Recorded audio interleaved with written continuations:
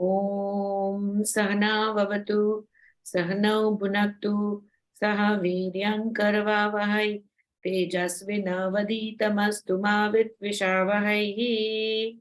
Om Shanti Shanti Shanti. Let's start with the 27th verse, huh? Okay, Dee.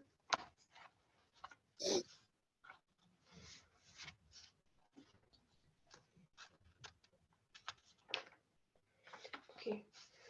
जत्स हि ध्रुवो मृत्युर्मम ध्रुवं जन्म मृत्यस्य का तस्मादपरिहार्य रत्वः न त्वं शोचितं मार्यहसि.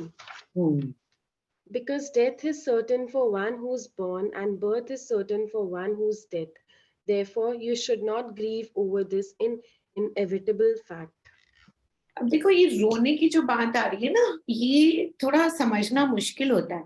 अगर हम अपनी माइथोलॉजी में स्टोरीज भी देखेंगे तो उसमें भी हम देख रहे हैं कि कितनी जगहों पर जो है भगवान भगवान होते हुए भी रो रहे हैं। अब जैसे शिव जी थे, शिव जी जो है वो तो प्रभु है, अल्टीमेट ईश्वर है। लेकिन जब सती माँ ने अपना देह दिया था, जब उन्होंने कहा था कि मैं तो जा रही हूँ, भस्म हो रही हूँ, है ना, तो उन्होंने उनकी बॉडी लेकर के इतनी जोर जोर से रोए थे वो, शिव जी भगवान भी रोए थे, हैं। और ऐसे उसमें भी जब रामायण में हम देखते हैं कि दशरथ के पास में जब क्या नाम है ये वशिष्ठ मुनि आते हैं कि मुझे ताड़का को मारने के लिए आपके बेटे राम की जरूरत है, मैं उनको लेकर के जाऊंगा। तो दशरथ कितनी भगवान जोर जोर से इतने रोने लग गए कि नहीं नहीं, मेरा बेटा है, मेरे दिल का टुकड़ा है, तुम उसको कैसे लेकर के जा सकते हो, ऐसे मत करो। It is so it's not easy for normal people to understand.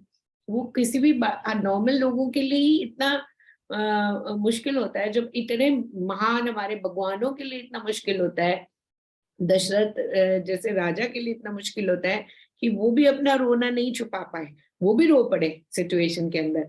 तो ये सोचो कि आम आदमी के लिए कितना मुश्किल होगा। तो अर्जुन जो थे वो उस टाइम पर एक आम इंसान की तरह देख रहे थे, वो कह रहे थे कि जो मेरे सारे लोग हैं इन सबको मैं मारूंगा, तो वो रोने लग गए, बिलखने लग गए। तो एक आम इंसान के लिए जो है ये सब सोचना बड़ा मुश्किल होता है काम, है ना।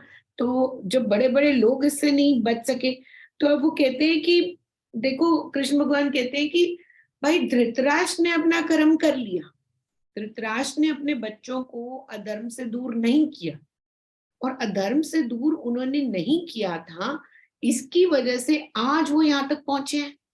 अगर धृतराष्ट्र चाहता तो शुरू से ही अपने बच्चों को यहाँ तक पहुंचने की नौबत ही नहीं आती, उनको समझा करके रखता कि नहीं तुम धर्म का पालन करो जैसे पांडव कर रहे हैं। तो लेकिन उसने तो किया नहीं। अब उसने तो धृतराष्ट्र ने तो अपना कर्म कर दिया कि मैं तो अधर्म का साथ दूंगा, और उसने अपने बच्चों को भी अधर्मी बनने के लिए रोका नहीं। अब बच्चे अधर्मी बन गए तो अधर्म का तो नाश होना ही है।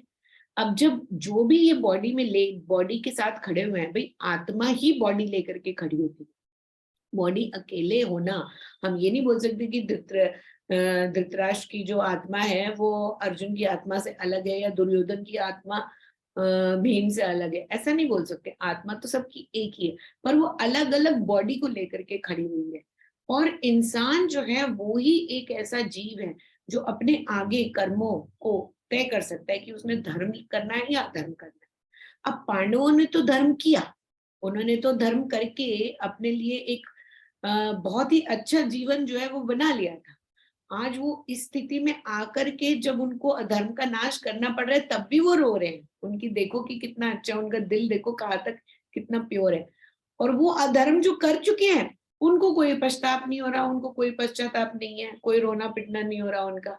वो अधर्म करके भी छाती चौड़ी करके खड़े हैं कि हाँ हम अभी भी तुम्हें मारने के लिए खड़े हुए, है ना।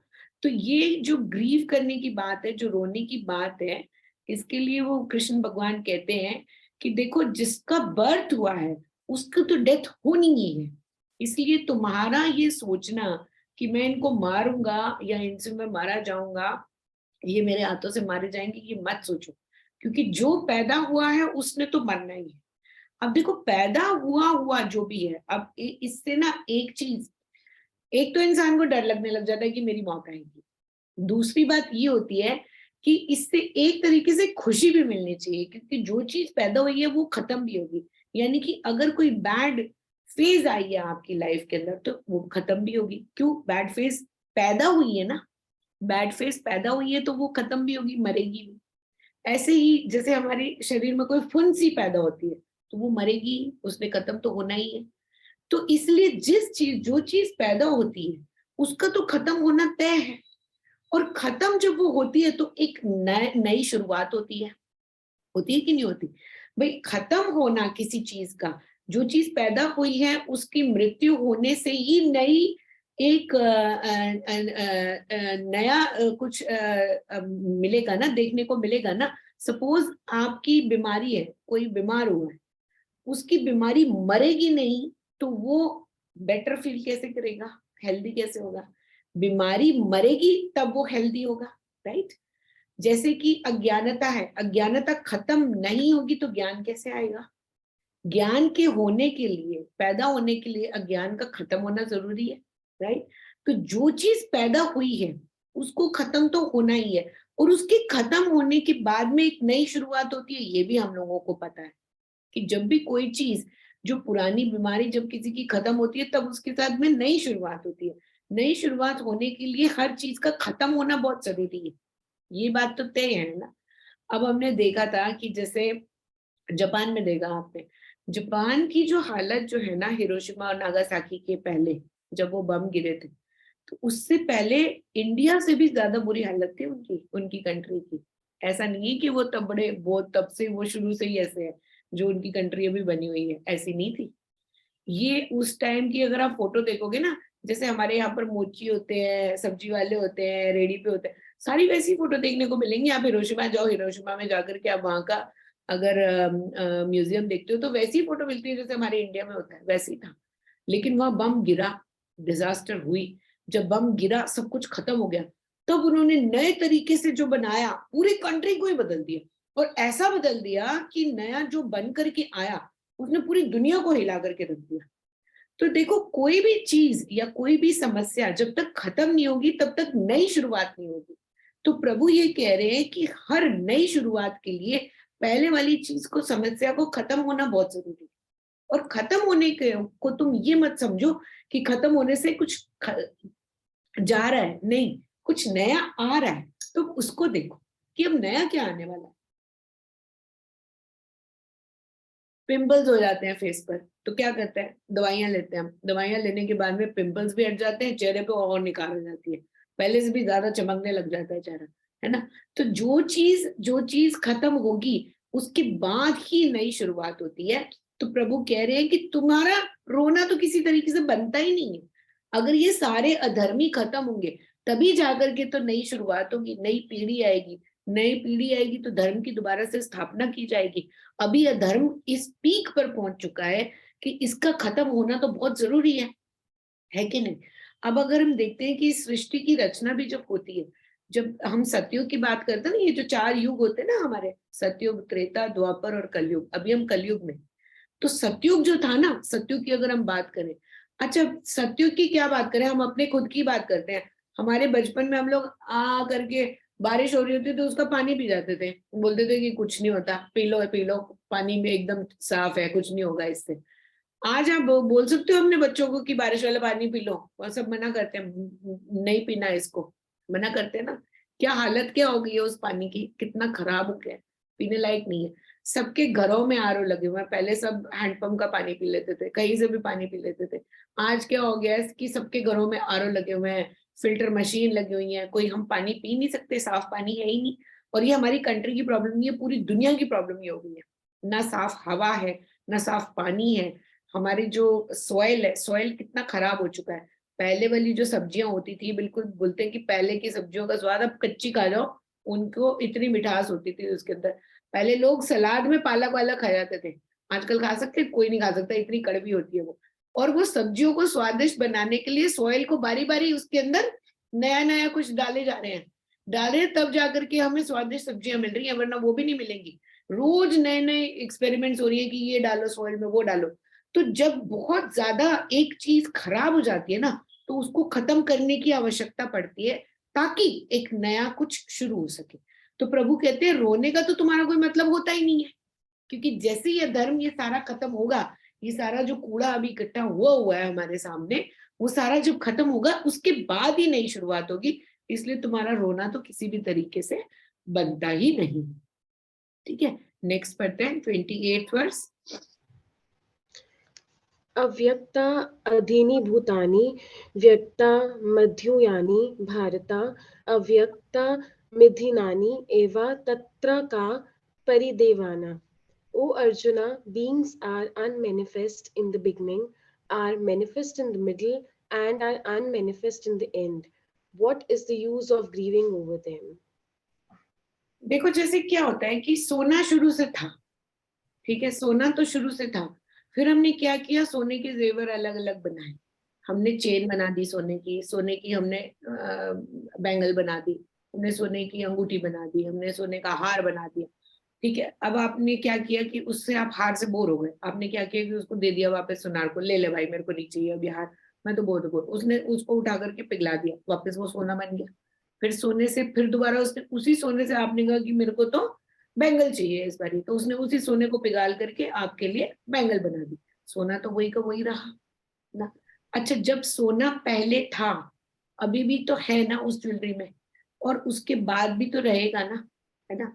तो ये क्या कह रहे हैं प्रभु, ये कह रहे हैं कि बीइंग्स खाली, ये जो जैसे ज्वेलरी बदल रही है ना, सोना तो वैसे का वैसे ही है, शुरू शुरू में बीइंग्स जो है वो पहले नहीं थे, नहीं दिखाई दे रहे थे, जो पहले सृष्टि की रचना होती है तो उस टाइम पर कोई भी नहीं था, बहुत कम थे, धीरे धीरे वो दिखाई देने लगे और बाद में सब खत्म हो जाएंगे। ठीक है, लेकिन आत्मा जो है ना हमारी, वो वैसे की वैसे ही रहती है।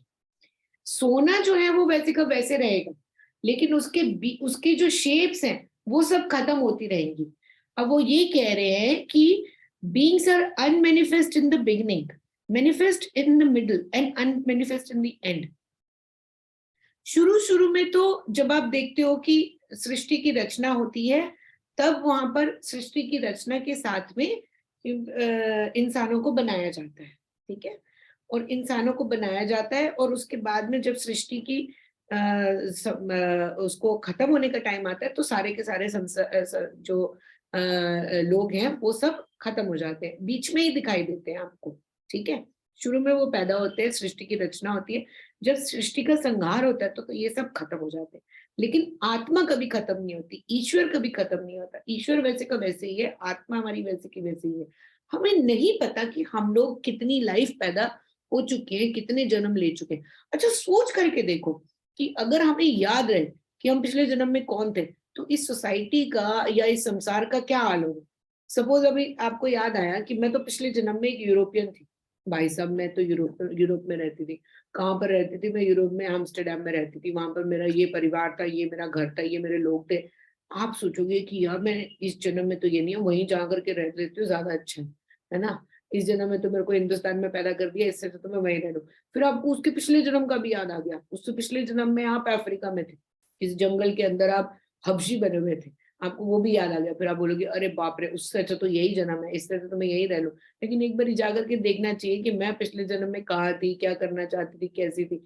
फिर क्या होता है कि आप ना अपने आप को, अगर आप ये आपको सारे के सारे अपने जन्म याद रह गए ना, तो ये पूरी की पूरी सृष्टि में ना एक ना बहुत बड़ी डिस्टर्बेंस हो जाएगी। आप सोच करके देखो लोगों के अंदर क्या होगा।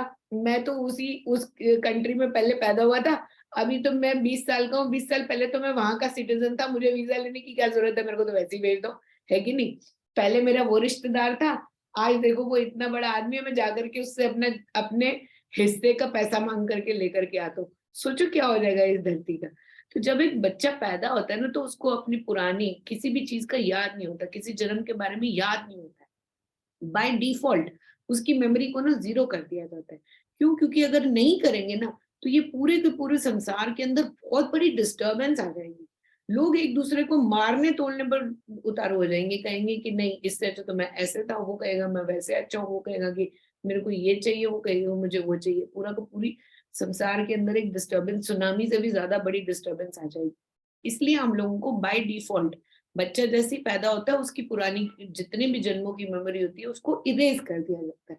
हाँ, तो पहले होता था कि जो सतयुग में साधना से लोगों को याद आता था, आज के जमाने में भी हिप्नोटिज्म करके कुछ साइंटिस्ट कर रहे हैं कि आपको पिछले जन्म में ले जाते हैं। कुछ लोग, हम लोग ये भी देखते हैं कि कई बच्चे पैदा होते हैं, उनको याद होता है कि मैं फला फला जगह पे पैदा हुआ था, पिछले जन्म में वहां था। वो जा करके उसने प्रूव भी कर दिया। हमारे न्यूज़पेपर वगैरह में भी आता रहता है, ऐसी कोई न्यूज आती रहती है, प्रूव भी कर दिया कि वहां पर वो पैदा हुआ था, उसका नाम ये था, वो ऐसे मरा था, उसके साथ ये हुआ था, उसने सब बता दिया, है ना। तो इस तरह की न्यूज हमें कभी कभी देखने को मिल जाती है, हिप्नोटिज्म भी होती है ये सब। लेकिन वैसे हम लोगों को याद नहीं रहता। लेकिन इसका मतलब ये नहीं है कि हम कभी थे नहीं, हम थे, पहले भी थे। हमारी आत्मा तो थी, शरीर केवल अलग था। तो प्रभु अब ये ना, उसको देखो, अर्जुन को अब धीरे धीरे उस तरफ लेकर के जा रहे हैं जहां पर वो आत्मा की वास्तविकता उसको समझाने की कोशिश कर, उसको बताना चाह रहे हैं कि ये जो तू अपने आप को समझ रहा है ना कि मैं अर्जुन, मैं ये, मैं वो, ये मेरे रिश्तेदार, ये मेरे फला, ये मेरे ढिका, वो खाली तेरे इसीलिए क्योंकि तेरा ये शरीर इस समय पर है। अगर ये शरीर तेरा, आत्मा तो तेरी वही है, ये शरीर नहीं होता, तेरा पहले वाला शरीर होता, या फिर ये शरीर छोड़ने के बाद तेरा अगला जन्म जो होगा वो कहाँ पर होगा, मैं तेरे को अभी से ही बता दूं ये सब, तब तो तेरे को अंदर तो बहुत ज्यादा डिस्टर्बेंस हो जाएगी, है कि नहीं। और दूसरा वो ये कह रहे हैं कि तेरे पास ये शरीर अभी है, इसलिए तुझे ये लग रहा है कि मेरे ये फला फला मेरे पेरेंट्स हैं, इन्होंने मेरे को पैदा किया, ये मेरे दादा है, ये मेरे रिश्तेदार हैं जो मेरे आमने सामने खड़े हुए हैं, मेरे चारों तरफ खड़े हैं, ये मेरे रिश्तेदार हैं। क्यों? क्योंकि इस जन्म के हिसाब से, इस शरीर के हिसाब से वो तुम्हारे रिश्तेदार हैं, तुम्हें दिख रहे हैं, लेकिन वास्तव में तुम्हारा कोई भी नहीं है, तुम अकेले हो। आत्मा तो हम तो अकेले ही है ना, वैसे देखा जाए तो। ये तो हमारे अंदर एक वो रहता है कि हाय मैं अकेला। इंसान से 10 मिनट अकेले नहीं रह जाता। आप किसी को बोल दो कि घर पे अकेले बैठ जा, बगैर टीवी के, बगैर फोन के, बगैर किसी बंदे के बात किए बगैर अकेले रह करके दिखा दो, आज की डेट में कोई रह सकता है? कोई नहीं रह सकता। पागल हो जाएगा वो बंदा, वो कहेगा कि ये क्या कर रहा हूं मैं, बौखला जाएगा, भूत प्रेत से डर करके इधर उधर भागने लगेगा, नहीं बैठ पाएगा वो। अकेलेपन से लोग डरते हैं आज जो है। पहले तो रहते थे लोग कितने कितने सालों अपना जंगलों में पड़े रहते थे, तपस्या करते रहते थे, कोई फर्क नहीं पड़ता था। आज लेकिन, आज जो है ना, आज की सिचुएशन बहुत बदल गई है। आज नहीं रहता बंदा, अकेला नहीं रह सकता, उसको बड़ा, वो हर तरीके के उसको डर कांपने लग जाता है। तो वो कह रहे हैं, प्रभु के कह रहे हैं कि देखो, तुम जो है ना अपने आप को इस शरीर के साथ एक मान रहे हो, और इस शरीर के इस बारी होने की वजह से ये तुम्हारे रिश्तेदार लगते हैं, लेकिन है नहीं, है ये कोई भी नहीं जो तुम्हारे रिश्ते में आता होगा। तुम अकेले ही थे, अकेले ही आए हो, अकेले ही तुम्हें जाना है। लेकिन तुम खाली एक भ्रम में जी रहे हो कि हाँ ये मेरे रिश्तेदार हैं, मैं इनको मार दूंगा तो मेरा क्या होगा, या फिर मेरे को जो है इसका पनिशमेंट मिलेगी, मेरे को जो है इसकी वजह से नर्क में जाना पड़ेगा। तो तुम ये मत सोचो, तुम आत्मा हो, और आत्मा ना ही कभी मरती है, ना ही किसी से मारी जाती है। नेक्स्ट 29th वर्स करते हैं। कश्चित् पश्यति, सॉरी, आश्चर्यवत् पश्यति, कश्चित् एनम् आश्चर्यवत् वदति, तथा एवाच अन्यः आश्चर्यवत् च एनम् अन्यः शृणोति, श्रुत्वा अपि एवं वेद न च एव कस्यचित्. One sees this Atma as a wonder. In the same way, another speaks about it as a wonder. Another hears of it as a wonder. Still another never understands it. It is spite of hearing.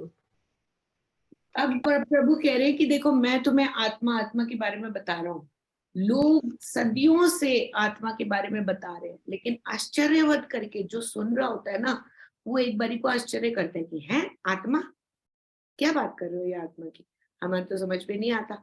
ज्यादातर लोगों का क्या belief होता है कि आदमी और औरत इकट्ठे आए, उन्होंने बच्चे पैदा किए, उससे ये सृष्टि की रचना हो गई। ईश्वर कौन है, किसी को विश्वास ही नहीं होता। थोड़ा बहुत कभी कभी कोई एक आध निकल करके आता है कि हाँ भगवान है, तो वो क्या करता है कि अपनी परिस्थिति देखता है।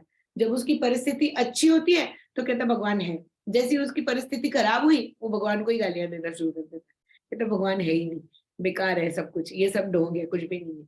आत्मा के बारे में सुनना, समझना और उसको अपने अंदर ग्रहण करना बहुत बड़ी बात है, जो कि आम लोगों के बस की बात नहीं है। इसलिए प्रभु यहाँ पर कह रहे हैं कि आश्चर्यवत, जो सुना रहा है वो भी आश्चर्यवती सुना रहा है, जो सुन रहा है वो भी आश्चर्यवती सुन रहा है। उसको एक आश्चर्य होता है कि किसकी बात कर रहे हो तुम, आत्मा की बात कर रहे हो, कौन आत्मा, क्या आत्मा, जब वो दिखती नहीं है, सुनाई नहीं देती, हम उसको हाथ नहीं लगा सकते, तो क्या करें ऐसी आत्मा का, करना भी क्या है आत्मा के बारे में जान के, ये भी सोचते हैं लोग। और जो लोग सोचते हैं, इतने सालों से सुन भी रहे हैं, लोगों को देखा है आश्रमों में पड़े हुए हैं, कितने सालों से लगे हुए हैं सुनने में सुनने में सुनने में सुनने में, फिर भी वो उस बात को ग्रहण नहीं कर पाते हैं कि हाँ मैं सच में ही आत्मा हूँ, मैं ये शरीर नहीं हूँ।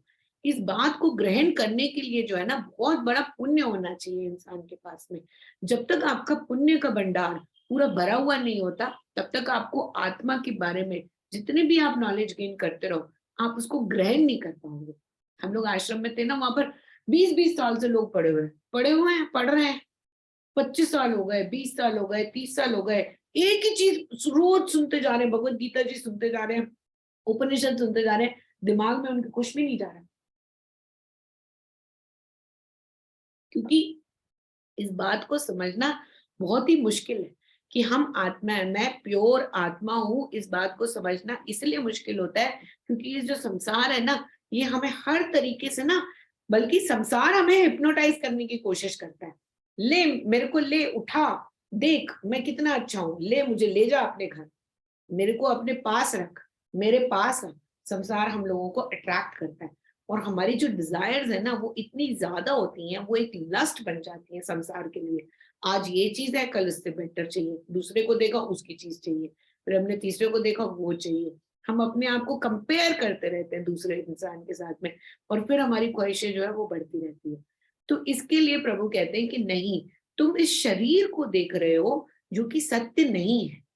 आत्मा जो है वो ये शरीर नहीं है। अब शरीर को समझाने के लिए हमारे सांख्य का ज्ञान है, एक ये सांख्य का ज्ञान है जो हमारे वेदों में लिखा हुआ है। मैं आपको वो बताती हूँ कि इंसान बनता कैसे है। इंसान जब पैदा होता है तो वो कैसे होता है, that is because of previous life karmas.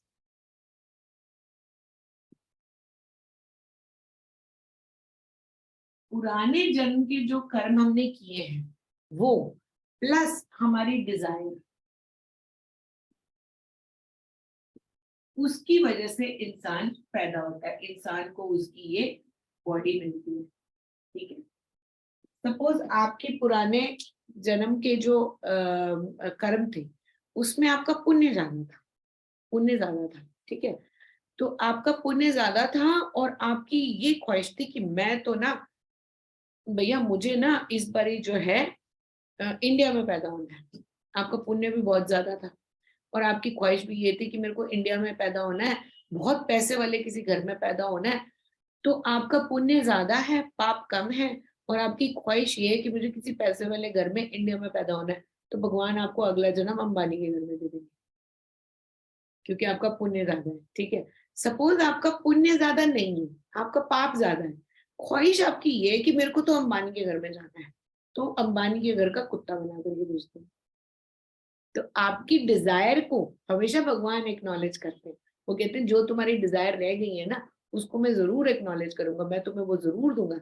इसलिए हम कहते हैं कि जितनी आपकी डिजायर बढ़ती जाएंगी, उतनी आपकी आगे आने वाले जो जन्म है ना, उनकी संख्या बढ़ती जाती है। इसलिए जितना आप अपनी डिजायर को नीचे करते जाओगे, उतना ही आपके लिए पुनर्जन्म लेने के चांसेस कम हो जाते। तो नेक्स्ट जन्म जो है वो हमारा, it is because of the previous life karmas and desires. अब हम देखते हैं कि ये हमारी ग्रॉस बॉडी, हमारी जो बॉडी है ना, ये बाहर की बॉडी, इसको हम बोलते हैं ग्रॉस बॉडी, या फिर हम इसको बोलते हैं स्थूल शरीर। स्थूल शरीर बोलते हैं, स्थूल शरीर, ग्रॉस बॉडी। इसको बनाने के लिए 5 एलिमेंट्स होती हैं, 5 मेजर एलिमेंट्स होती हैं। 5 मेजर एलिमेंट से हमारा ये स्थूल शरीर बनता है, which is earth element, earth, then the second element is water, third element is fire, fourth element is air, fifth element is space. इसको हम कैसे बोलेंगे, अर्थ, अर्थ एलिमेंट, वाटर एलिमेंट। अर्थ मीन्स अर्थ भूमि, वाटर मीन्स पानी, fire means अग्नि, air means हवा, space means खालीपन, space, जो ये हमारा स्पेस है। अब देखो अपने शरीर को देखो, हमारा शरीर इन 5 धातुओं से बना हुआ है। कहाँ है, दिख रही है? बताओ आपके शरीर में कहाँ है धातु, कहाँ है? पानी की धातु कहाँ है, दिख रही है? अग्नि धातु दिख रही है? नहीं। अब हम आपको बताते हैं कि ये 5 धातु जो है वो क्या देती है। अर्थ एलिमेंट की वजह से हमारे शरीर को ये एक स्ट्रक्चर मिला हुआ है। ये जो हम इसको हाथ लगाते हैं ना, तो जो हार्डनेस हमें दिखाई देती है, ये बॉडी का जो स्ट्रक्चर है, ये फेस है हमारा, ये हमारी बाजुएं, ये हमारी टांगे हैं, ये पूरा जो स्ट्रक्चर बनता है ना, that is because of the earth element. ठीक है।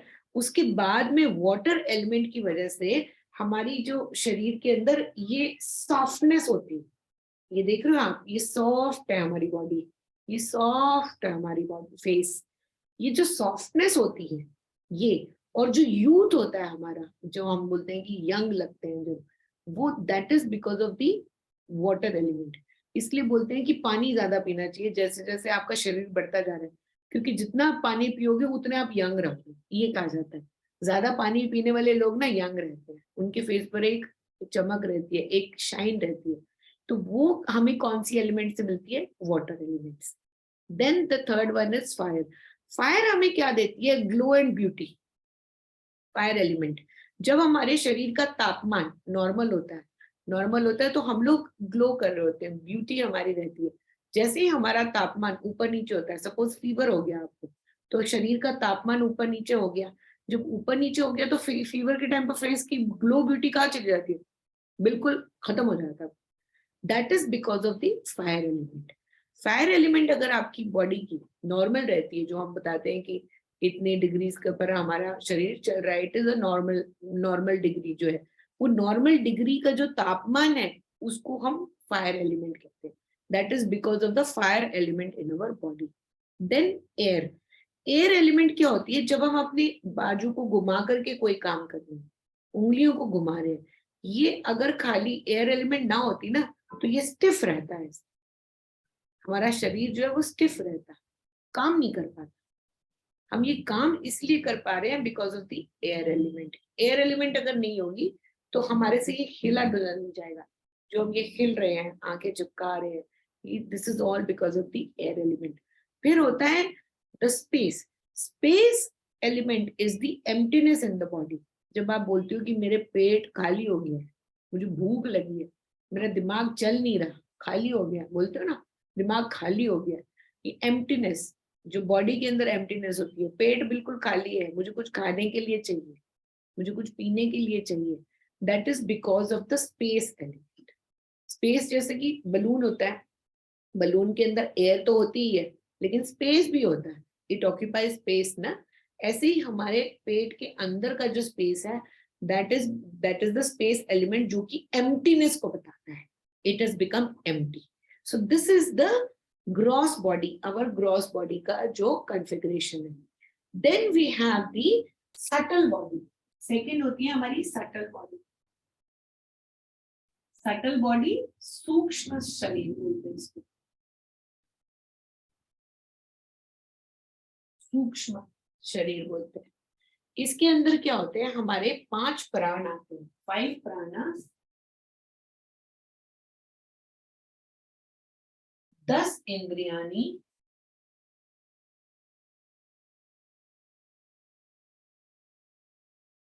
मनोबुद्धि अहंकार।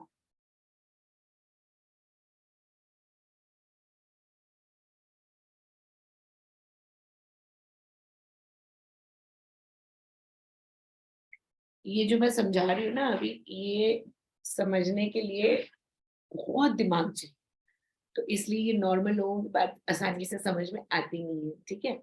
ये हमारे कपिल महर्षि ने हमें ये ज्ञान दिया है, इसको हम बोलते हैं दिस इज कॉल्ड द सांख्य ज्ञान। सांख्य ज्ञान मतलब आत्मा जो है वो स्थूल शरीर भी नहीं है, सूक्ष्म शरीर भी नहीं है, लेकिन स्थूल शरीर और सूक्ष्म शरीर है क्या, उसके बारे में हम बता रहे हैं। प्राण जो होते हैं, ये 5 प्राण, इसके अंदर जो है फर्स्ट प्राण है कॉल्ड प्राण। दूसरा होता है अपान, इसको 5 प्राण वायु भी बोलते हैं। फिर तीसरा होता है व्यान,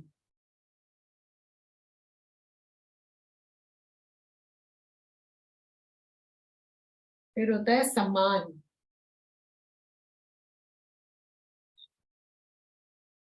और लास्ट होता है उदान। ये 5 वायु होती है हमारे शरीर में। प्राण वायु क्या होती है? रेस्पिरेशन सिस्टम, जो ये हम सांस ले रहे हैं ना, इस पूरे सिस्टम को, रेस्पिरेशन सिस्टम को हम बोलते हैं प्राण वायु। फिर होता है अपान वायु। अपान वायु होती है जब हम पॉटी करते हैं, तो जो हम प्रेशर अपनी बॉडी से एयर के थ्रू बाहर निकालने की कोशिश करते हैं, उसको बोलते हैं अपान वायु। प्राण वायु मतलब जब हम अंदर ले रहे हैं, अपान वायु मतलब जब हम उसको बाहर पुश कर रहे हैं। व्यान होता है ये जो हमारा दिल के अंदर जा करके पूरा circulatory system of every cell, ये जो हवा हमने दिल के अंदर पहुंचाई, फिर दिल से वो पंप होकर के हमारे पूरे शरीर के एक एक सेल में जा रही है, that circulation of the air is called व्यान, उसको व्यान वायु बोलते हैं। फिर होता है समान वायु। समान वायु क्या होती है? डाइजेशन, जो हमने खाया वो हमारी नली के अंदर से जाकर के पेट में गया, पहले पेट में गया, फिर लीवर में गया, फिर किडनी में गया, उसके बाद में बाहर निकल गया। ये पूरा जो डाइजेशन का सिस्टम होता है उसको हम बोलते हैं समान वायु।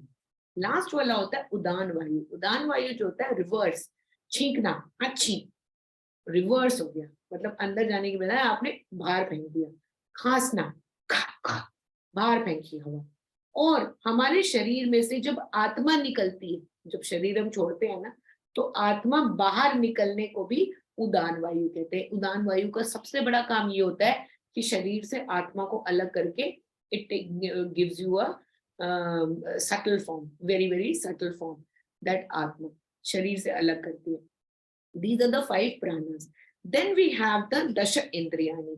एक तो देखो हमारे ज्ञान इंद्रिय होती है, जैसे कि हमने बोला कि हियरिंग, हियरिंग सुनना, फिर होता है हमारा touch, touching, then seeing, sight, then taste, taste जिसे हम करते हैं, और स्मेल।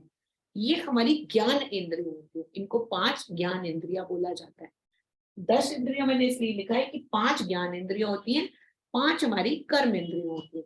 कर्म इंद्रिया क्या होती है? माउथ, माउथ से हम कर्म करते हैं, बोलते हैं, कर्म कर रहे हैं, खाना खा रहे हैं, कर्म कर रहे हैं। कर्म जो होता है वो मुंह से किया जाता है, तो वो कर्म के लिए। देन हैंड्स, हाथों से हम कर्म करते हैं, कोई भी काम कर रहे हैं हाथों से कर रहे हैं, दिस इज द सेकेंड कर्म इंद्रिया, hands. Third one is legs, टांगों से हम कर्म करते हैं, we do the karmas by walking, through the legs. Then fourth one is the sexual organs, उससे हम कर्म करते हैं, we use them. Then the last one is the anus, जहाँ से पॉटी बाहर जाती है, so there also we do the karma. तो कर्मा को करने के लिए ये हमारे 5 जो हैं, these are the इंद्रियां, इसको इंद्रिया बोलते हैं।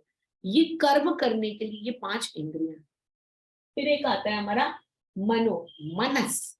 मनस होता है ना, जैसे हम बोलते हैं कि हमारा मन, या फिर हमारा एक लॉजिकल थिंकिंग एंड एनालिसिस जो हम बोलते हैं। सपोज आपने कोई चीज देखी, आपने उसको देख करके तोल मोल के उसको ज्ञान हासिल किया, कितनी बड़ी है, कितनी भारी है, क्या इसका नाम है, क्या इसका वजन है। जब आप उसको तोल मोल के उसको लॉजिकल थिंकिंग और एनालिसिस करते हो, वो लॉजिकल थिंकिंग होती है हमारे मनस से, मन से होती है। हम हिंदी में मन भी बोलते हैं ना, मन से होती है, उसको मनस बोला जाता है। फिर होती है बुद्धि। बुद्धि होती है हमारी thinking, the whole process of the brain.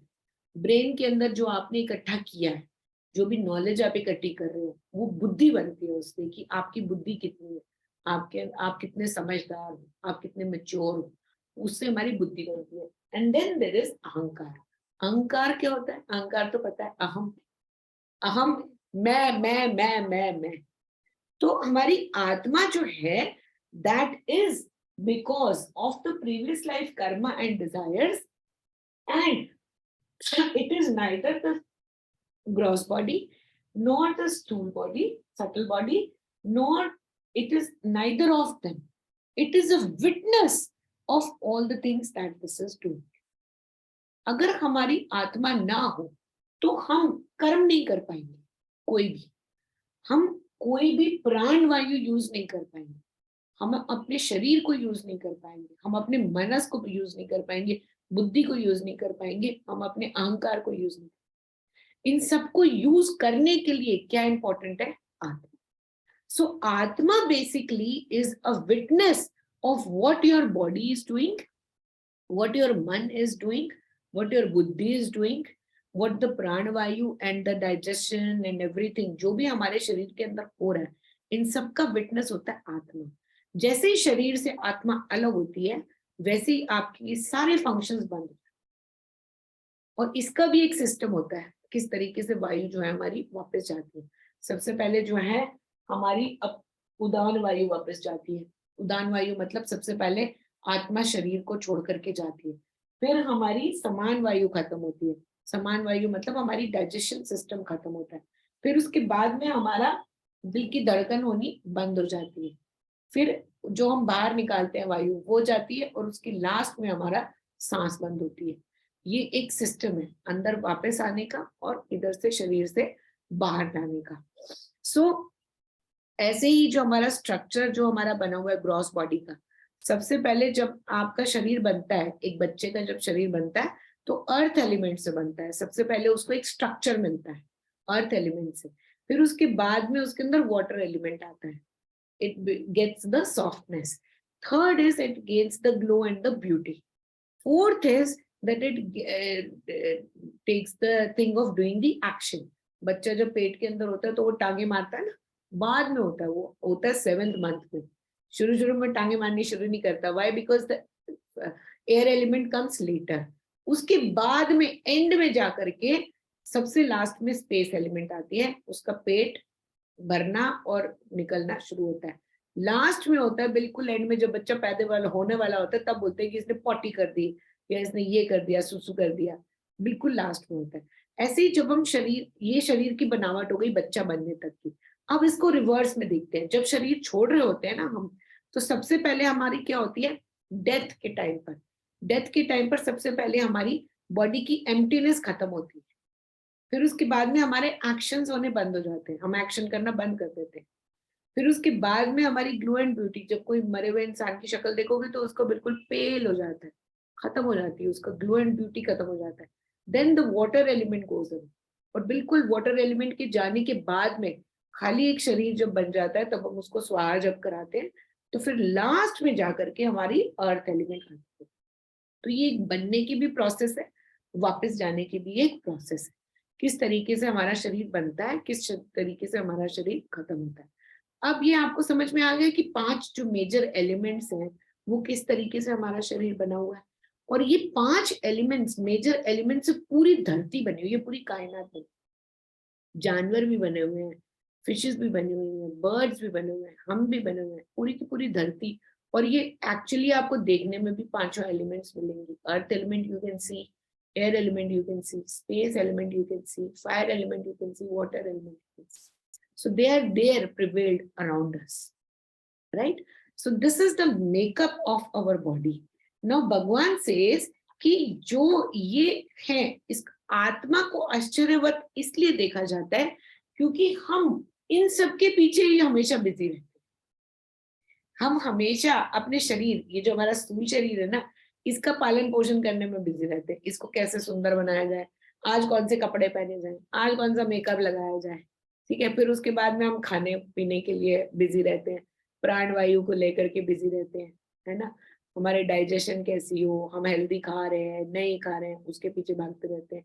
उदान वायु, ठीक से पॉटी आई नहीं आई, गए शौच गए नहीं गए, बारी बारी क्यों वॉशरूम जाना पड़ रहा है, इसके पीछे हम भागते रहते हैं। फिर हमारा मन क्या कर रहा है, हम मन के पीछे भागते रहते हैं, हम अपनी बुद्धि के पीछे भागते रहते हैं। मुझे ये जानना चाहिए, ये मुझे नहीं जानना चाहिए, ये मेरे को जानने में उत्सुकता है, मैं क्या ये जानना चाहता हूँ, बुद्धि के पीछे। और सबसे ऊपर आता है अहंकार। अहंकार के पीछे तो हम 24 घंटे भागते रहते हैं। हम अपने अहम को ऊपर करने के लिए, सब कुछ करने के लिए तैयार हो जाते हैं। अहम दिखाने के लिए बंदा दिखाता है कि हाँ मैं ये हूँ, मैं वो हूँ। वो दूसरों को दिखाने के लिए अपनी पूरी की पूरी जिंदगी खत्म कर देता है। तो प्रभु क्या कहते हैं कि आत्मा को इसलिए आश्चर्यवत सुना या देखा या समझा जाता है क्योंकि वो ये सब नहीं है, और इंसान इन सब के पीछे अपना टाइम गवा, इंसान का सारा टाइम जा ही इनके पीछे रहा है। वो आत्मा के बारे में पहुंच ही नहीं, आत्मा तक पहुंच ही नहीं सकता है। क्यों?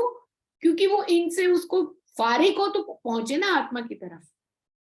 इसीलिए आत्मा के बारे में जब कुछ भी कहा, सुना, बोला जाता है तो इंसान आश्चर्य हो जाता है उसको, अरे आत्मा की क्या बात कर रहे हो, हमारा तो शरीर ही शरीर है बस, जो दिखाई दे रहा है वो सच है, जो सुनाई दे रहा है वो सच है, जिसको हम हाथ लगा सकते हैं वो सच है, जिसको हम सूंघ सकते हैं वो सच है। आत्मा की क्या बात कर रहे हो? आत्मा की तो बात करने की कोई मतलब ही नहीं, ना तो वो दिखाई दे रही है, ना हम उसको संभाल सकते हैं, ना उसको सुन सकते हैं, ना उसको देख सकते हैं, ना उसको चख सकते हैं। तो आत्मा के बारे में जब भी कुछ बोला जाता है आश्चर्यवत होता है, वो बहुत ही आश्चर्य के साथ में होता है। वही भगवान इसमें बता रहे हैं कि आत्मा को खाली आत्मा के बारे में सिर्फ सुनने से उसका ज्ञान नहीं मिलता, उसको आपको, जैसे जुगाली करती है ना गाय, गाय बैठ करके खाना मुंह में डाल करके घंटों बैठी रहती है, चबाती रहती है, उसी तरह से जब हम आत्मा के बारे में सुनते हैं, समझते हैं, उसका ज्ञान हासिल करते हैं, तो बहुत टाइम लगता है हमें उसको अडाप्ट करने में, हमें उसको फॉलो करने में। it is not easy for a person, for a normal person to understand and take this ज्ञान। जब आपको ये ज्ञान मिल जाता है तब आप पता है क्या बन जाते हो, हेलीकॉप्टर बन जाते हो। तब आत्मज्ञान मिलने के बाद में आपको लगता है कि इस दुनिया से मैं तो बहुत ऊपर हूँ और ये दुनिया बहुत नीचे है, ये तो कुछ है ही नहीं, आपके लिए ये पूरी दुनिया एग्जिस्ट ही नहीं करती है, खाली आप एग्जिस्ट करते हो, that's it. when you get that knowledge, before getting that knowledge, आत्मज्ञान मिलने से पहले आप अपने आप को कितनी बार क्रिटिसाइज करोगे, खुद को ये सोचोगे, कभी तो सोचोगे कि आप बहुत ज्यादा गुणी हो, कभी आप सोचोगे आपके अंदर कोई गुण नहीं है, आप अपने आप को कंपेयर करोगे, कभी आप अपने आप को गालियां दोगे, कभी अपने आप अपनी पीठ थपथपा के बोलोगे कि मैंने बहुत अच्छा कर लिया। अलग अलग तरह के इमोशंस आते रहते हैं आपके अंदर, है ना। लेकिन आत्मज्ञान आने के बाद में क्या होता है, ये सारे के सारे इमोशंस बिल्कुल निल हो जाते हैं, they become just come out a state. तो ये आत्मा को आत्मज्ञान के बारे में है, लेकिन वहां तक पहुंचने के लिए जो समय लगता है, तब तक इंसान जो है बड़े आश्चर्य से सुनता है, आश्चर्य से समझता है उसको, और उसको एक उत्सुकता रहती है कि हाँ आत्मा है क्या, आत्मज्ञान मिलने के बाद में क्या होगा, उसी के बारे में प्रभु कह रहे हैं। Let's see the next one, 30th verse. देहि नित्यम अवध्यः अयम देह सर्वस्य भारत तस्मात् सर्वाणि भूतानि न त्वं सोचितुम् अर्हसि।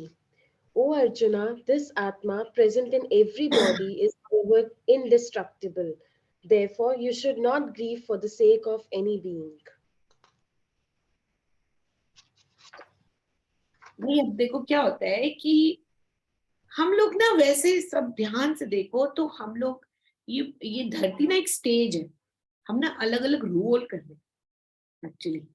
अच्छा, अगर सपोज कोई एक्टर है, वो आज एक पागलपन का हीरो, एक पिक्चर में पागलपन का रोल कर रहा है, सपोज वो उसी रोल के अंदर रह जाए, घर में आकर के भी वो वैसे ही एक्टिंग, जैसे एक्टिंग कर रहा था वैसे ही बिहेव करने लग जाए, ठीक है, तो क्या होगा उसका, पागल हो जाएगा, मतलब बिल्कुल ही पागल हो जाएगा वो। आज वो पागलपन का एक्टिंग कर रहा था, करते करते वो उसको घर पर ले आया, उसने वैसे ही जीना शुरू कर दिया। कल वो शराबी की एक्टिंग कर रहा था, अगले दिन वो शराबी बन के जीना शुरू कर दिया। फिर उसके अगले दिन वो भिखारी का रोल कर रहा था, अगले दिन वो भिखारी समझ करके भीख मांगना शुरू कर दिया। अगर वो ऐसे करेगा तो आप उसको क्या बोलोगे? तो बोलोगे ना पागल है ये तो, है ना। तो बेसिकली हम सब पागल नहीं है, हम उस अपने रोल को रोल की तरह क्यों नहीं देखते हैं? आज मैं बेटी हूँ, आज मैं बहू हूँ, आज मैं चाची बन गई, आज मैं मामी बन गई, आज मैं दादी बन गई, आज मैं स्टूडेंट हूँ, ठीक है, आज मैं पत्नी हूँ। ये हमारे अलग अलग रोल है। रोल करने के बाद में ना उस रोल को वहीं पर ही छोड़ दो। प्रॉब्लम तब होती है जब आप उस रोल के अंदर इतना घुस जाते हो, आप उसको अपना लेते हो, आप उसके साथ एक हो जाते हो, फिर आप उसको छोड़ना ही नहीं चाहते हो और वो आपको दुख देने लगता है। समझ रहे? देखो जैसे कि हम अगर इस धरती को एज ए स्टेज देखें और हम अपने आप को देखें कि हम सब लोग एक्टर्स हैं, तो हम खाली यहाँ पर आए हैं अपना अपना धर्म करने के लिए, कर्म करने के लिए आए हैं, और कर्म करने के बाद हमें निकल जाना है। हमारे साथ कुछ नहीं जाएगा, ना हमारे साथ कुछ आया है, ना कुछ जाने वाला है। तो ये जो पीरियड, ये जो टाइम पीरियड हमने इकट्ठा किया है बचपन में, एज अ डॉटर किया है, एज अ सन किया है ना, तो वो हम कंटिन्यू क्यों कर रहे हैं अपने साथ? हम अपनी जवानी को अभी तक छोड़ क्यों नहीं पाए? क्यों हम उसको घसीटते ही जा रहे हैं? बुढ़ापा आ रहा है, हम उसको एक्सेप्ट करने की कोशिश क्यों नहीं करते? क्यों हम इसको ये नहीं समझते कि this is just a phase, it has to come and it has to go? Why do we become one with it? Just because we become one with it, हमारे साथ प्रॉब्लम्स आनी शुरू हो जाती है। भाई आज आपके साथ में प्रॉब्लम इसलिए है क्योंकि आप बीवी हो, आप इस घर की बहू हो, आपके ऊपर एक रिस्पॉन्सिबिलिटी है कि मुझे ये भी करना है, मुझे खाना भी बनाना है, मुझे वो भी करना है, मुझे ये भी करना है, तो एक बर्डन लगता है, राइट? आप, लेकिन अगर आप उस अपने आप को एक फ्री इंसान की तरह देखो कि मैं केवल आत्मा हूं, और आत्मा होने के लिए I am free, I am nobody's daughter, I am nobody's wife, I am nobody's nothing. But it is my responsibility to do this role. Let me do this role and get away with it. Understand the difference? I am actually nobody. I actually belong to nobody except Ishvara. I am just Atma who is one with Ishvara. But this is a role given to me at the moment. Let me do my duty and get away with it. उससे बाहर निकल जाओ, attachment नहीं रखो, then only you are going to justify yourself. अगर आप उसके साथ एक रहोगे ना, तब आप दुखों के अंदर, बहुत ज्यादा दुखों के अंदर नीचे आप दबते चले जाओ। Why? Because you become one with that particular role in your life. Suppose you have taken the role of a daughter, ठीक है, तो अगर आपने डॉटर, आप डॉटर ही बने, you will never be able to become a good daughter-in-law. Why? Because you're only becoming a daughter. Now, when you become a good daughter-in-law, then are you a good daughter also? No. वो daughter वाला level जो है वो अब कम हो गया है. Why? Because you become a better daughter-in-law ना, ठीक है? लेकिन आप इसको रोल की तरह लो। जब मम्मी पापा के साथ हो तो उनकी डॉटर बन के रहो, उस रोल को ऐसा निभाओ कि वो कहें कि ये सब कुछ है हमारे लिए। जब आप लॉस के साथ हो तो अपने रोल को ऐसा निभाओ कि वो सोचे कि यही है हमारे लिए सब कुछ। जब आप अपने फ्रेंड्स के साथ हो तो बिंदास ऐसे उसको निभाओ कि हाँ भैया ये हमारी फ्रेंड है, she is there for us, she belongs to us only. जब आप काम कर रहे हो ऑफिस में अपने स्टाफ के साथ में, अपने बॉस के साथ में, ऐसा अपना रोल निभाओ कि आप उन्हीं के लिए ही सब कुछ हो। Then you are actually justifying yourself. That means living as an Atma. That means coming out of that affinity with my body. जब तक आप आत्म स्वरूप को नहीं जानते हो, that yes I am आत्मा, तब तक आप अपनी पोजीशन के साथ में जस्टिफिकेशन नहीं कर पाते, ठीक है? तो आपने उस रोल को जो अपना लिया है ना, आप उसी को ही सोचते रहते हो। अब इस वर्स में क्या कह रहे हैं? भगवान कह रहे हैं that this आत्मा present in every body is ever indestructible. Therefore, you should not grieve for the sake of any being. भाई देखो, आत्मा जो है वो मरती नहीं है, लेकिन हम सबको अपनी ड्यूटी निभानी पड़ती है, बहुत जरूरी है। रिस्पॉन्सिबिलिटी के साथ में हम अपनी ड्यूटी निभाते हैं, और वो भी उस चैप्टर को खत्म करके we take the next role very diligently, then you are a winner. But if you do not take that diligently, then you become a loser. बच्चों के साथ खेलते हुए आपकी टोन कैसे बदल जाती है? अले मेरा बच्चा, अले मेरा सोना, आजा चलो खेलते हैं। हमारे से हमारी टोन बदल जाती है ना, बच्चों के साथ बच्चे हो जाते हैं। बड़ों के साथ बात करते हुए कैसे हो जाता है? बिल्कुल आवाज हमारी बिल्कुल नीचे हो जाती है। जी मम्मी जी, हाँ जी समझ में आ रहा है, आप बोलो। आवाज कैसे, टोन हमारी कैसे चेंज हो जाती है? ऑटो मोड में हो जाती है ना, है ना? अच्छा डॉगी आया, डॉगी के साथ आप खेलते हुए कैसे बात करोगे? बिल्कुल आवाज चेंज हो जाती है, टोटली आवाज भी, बिहेवियर भी। ऐसे ही वो कह रहे हैं कि पूरी दुनिया आपका स्टेज है।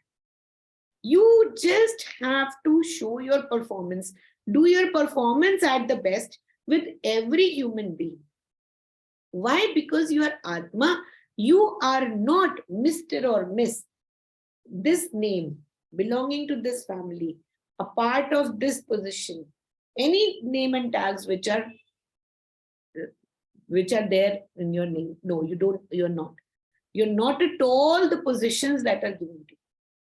You are a शुद्ध बुद्ध नित्य आत्मा. मैं तो फ्री हूं आत्मा. जब आप इस बात को समझ लेते हो ना, then anything that you do will become a masterpiece. जो भी आप कर्म करोगे, आप किचन में हो तो आप you will become the best chef. When you are taking care of your husband, you will become the best wife. When you go home, you will become the best daughter. When you are with your in-laws, you'll become the best daughter-in-law. So take it as a role. When you understand that I am not this body, but I am this Atma, then you will be able to perform your duties very well. तब तक आप अपनी ना तो duty perform कर पाओगे और आपके अंदर चिंता भी इतनी रहेगी कि हाय मेरे को ये बोझ दिया गया है. इट बिकम्स अ बोझ फॉर यू. जो आपकी जो लाइफ है ना वो आपके लिए बोझ बन जाएगी. It becomes a very big responsibility for which you have to fight every minute. Don't do that. But when you say that I am Atma and this is the phase which is given to me by Ishvara, I have to fit into this phase and do the best that I can do. Do the best role right now that has come to me. This life is nothing but a series of now. ये हम बोलते हैं कि एक समय ऐसा आएगा, एक टाइम आएगा तब मैं ये कर लूंगा, मैं वो कर लूंगा. भैया वो टाइम नहीं आने वाला. वो टाइम जो है ना वो कब आएगा? अगर आपने अभी इस समय अपने नाव को बचा लिया. Right now is what you have to do. So the role that you are given right now, that you perform very nicely, very, very diligently. Right now, suppose right now you are a married woman, you do the role of a married woman very nicely. Suppose there is another person who's a student right now. You become the best student right now. That is very important. If you're working, then you become the best worker, best person who can do the best work that time. You will be living that moment. When you live this moment, then the series of this is actually going to make your life. उसके अलावा कुछ भी नहीं. कोई बड़ा moment नहीं आने वाला, कोई बड़ा एक त्योहार नहीं आने वाला, and no big celebration is going to come. But you have to celebrate this moment living in that particular role. उसको हम धर्म बोलते हैं. धर्म और कुछ नहीं है. Dharma is justifying to the position or the role or the duty which is given to you by giving it your 100%. Don't crib कि कल ऐसा हो जाएगा तो मैं ऐसा कर दूंगा. No. Don't say that this thing will happen tomorrow and I'm going to do this and then I'm going to be a happier person. No. Do whatever you are given right now better than what you did yesterday. Then when you do what you're doing right now better than what you did yesterday, only then you will become the best. जब तक आप better में नहीं पहुंचोगे, best नहीं पहुंच सकते हो. लेकिन अगर आप बेटर में नहीं पहुंचना चाहते हो, बेस्ट तो कभी बनोगे नहीं, गुड पे ही रह जाओगे. और I am a good girl में आपकी पूरी जिंदगी निकल जाएगी. You will never become the best. In order to become the best, give your best right now to this moment which is come to you because of your own wishes. आज जो situation आई है आपके साथ में, वो आपके ही कर्मों का फल है. तो इस मोमेंट को एंजॉय करो. Celebrate right now. Take out all the candles which you have kept for tomorrow, light them right now. Light your room right now. Celebrate. Don't wait for Diwali to come. Clean it right now. Clean your body right now. Clean your house right now. Celebrate this moment right now. When you get into celebrating, yes, I am alive. Thank God for what I have. When you start living in this moment, then God starts giving you more in abundance. भगवान आपको तब ज्यादा देते हैं जब वो कहते हैं कि इसने वैल्यू की है जो मैं इसको दे रही हूं. जब तक आप उसको वैल्यू नहीं करोगे, by giving it your 120%, more than 100 देने की कोशिश करो, तब तक आपको उससे ज्यादा नहीं मिलेगा. समझ रहे हो? आज अगर आपको आपको खाने में जो भी खाना मिला है, आपने बोला कि हाँ मुझे ये खाना मिला है, आपने उसको अप्रिशिएट किया, अप्रिशिएट करके आपने उसको खाया, कल देखना आपकी थाली में ज्यादा होगा। This is the truth, this is the fact, this is the rule. आप इस मोमेंट को एंजॉय करोगे by thanking Ishwara that this moment has come to me, it doesn't come to so many people. You will get a lot in abundance because he says, yes, this child is appreciating with what I'm giving him. Why? Because मैं तो उसको वही दे रहा हूँ ना जो इसने कर्म किए हैं। भगवान क्या कर रहे हैं? भगवान जो हम जिसको हम ईश्वर बोलते हैं ना, ईश्वर इज ओनली अ कर्म फल दाता। Ishwar is nothing else except giver of the result of your own karma. So he is giving you the result of your own karma. Learn to live with it right now with that pure beauty and with that thankfulness and contentfulness. Yes, I am very happy and I'm going to do the best with the situation that you have given to me. क्योंकि ये situation तो मैंने ही बुलाई थी, right? This is exactly what you call living as an art. लेकिन living as a body is when you do not appreciate what you are given right now and you keep cribbing for what you do not have. जब तक आप उसके लिए रोते रहोगे तब तक ना तो वो चीज आपको मिलेगी और जो ये मोमेंट आज आपको मिली है ये भी खत्म हो जाएगी। कब ये शरीर खत्म हो जाएगा आपको पता भी नहीं चलेगा। And that's exactly what human beings are doing actually. तो आत्मज्ञान का मतलब ही यही होता है that you start celebrating this moment, live in the roles that you are given, live in this minute that you are given, live in the present minute. Krishna भगवान का पूरा जीवन हम देखें, भाई भगवान कृष्ण यहाँ पर आए थे, उनको कोई कर्म करने की जरूरत थी? भगवान थे वो तो, उनको कोई कर्म करने की जरूरत थी?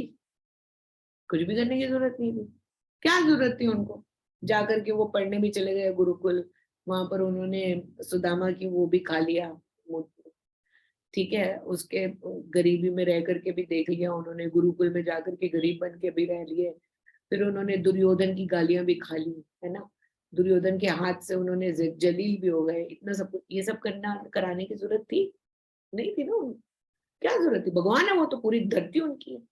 लेकिन जब से वो हुए, दिखाई देने शुरू हुए, देवकी माँ से लेकर के यशोदा माँ से लेकर के कंस को मारने तक, शेषनाग मार रहे हैं, पूतना का वध कर रहे हैं, कंस को मार रहे हैं और शेषनाग के ऊपर डांस कर रहे हैं, फिर उसको धोबी को लात मार रहे हैं, फिर दुर्योधन की गालियां खा रहे हैं, पूरी जिंदगी कुछ ना कुछ करते ही रहे ना। तो प्रभु कह रहे हैं कि जब मैं आकर के अपने आप ही, मैं एक सेकंड नहीं बैठा, भगवान बनकर के, मैं भगवान हूं मैं, लेकिन जब भी इस रूप में आया मैं एक सेकंड नहीं बैठा, तुम कैसे एक सेकंड बैठ सकते हो? कभी भगवान कृष्ण रोने के लिए बैठे? मेरे पास ये नहीं है, मेरे पास वो नहीं है, कभी नहीं रोए ना, नहीं रोए ना। तो इसीलिए this is exactly what we learn. तभी हम कहते हैं कि भगवान की लीलाएं सुनो, उनके बारे में सोचो, समझो कि वो क्या करते हैं। ठीक है, so will and it here today. 31st verse we'll start in the next class. So today I've explained you how living as an Atma is. Huh? Okay. Om Purnamadav Purnamidam Purnat Purnamudachyate Purnasya Purnamadaya Purnameva Vashishyate. Om Shanti Shanti Shanti. Hari Om. Okay. Bye, Dee. Thank you. Bye.